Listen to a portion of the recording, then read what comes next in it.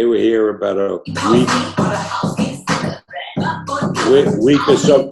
Hey, shut it off! What you talking about? I knew he was gonna be here. And you knew I was gonna pull up. That's why I came. Did you know I was gonna pull up? Oh God, I knew he was gonna be here. Did you know I was gonna pull up? AC, where you at? Did you know I I was got a gonna text pull up? message from 3 o'clock. And you got a, and you got a FaceTime for me and you didn't answer. I don't know your number.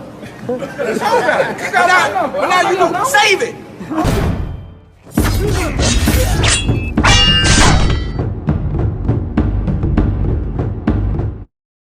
What's going on, you guys? Bob Arum says it's the same problem with getting this fight done with Spence and Crawford. And what he means by same problem is the pay-per-view issue. Check out what Bob Arum had to say. Salute the Fight Hype. Well, same problem. Yeah. It's a big Money. fight. It has tremendous interest from people who follow boxing. But that doesn't necessarily translate into revenue from pay-per-view, which is the biggest source because of the piracy. And the fighters realize how big a fight it is, and they want to get paid big amounts of money. And the promoter, in this case PBC, has to look at it and say, you know, hey, we'll put it on, we'll give you nice guarantees, but you've got to really live from the upside, which the fighters realize now will probably not develop. Wow. So again, unless somebody wants to subsidize that fight, I don't know how it gets done.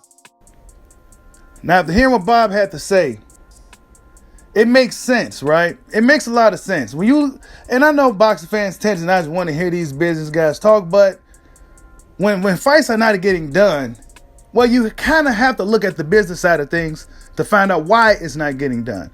And pay-per-view is likely the problem with this fight, is why Showtime is hesitant on going full throttle on this fight, because the guarantee, people are just not guaranteed. They don't know how the numbers are going to do. Not to mention, they typically do pay-per-views priced anywhere from $75 to $100. So, yeah, to get the fans to cough up that kind of much money, that hard-earned money, you know, this is also something Bob Arum mentioned in the interview, was they could also think about lowering the price of the pay-per-view, similar to how the UK do it. UK tends to do really good pay-per-view numbers. Why? Because the pay-per-views are only $25, right? But here in America, it's anywhere from $75 to $100.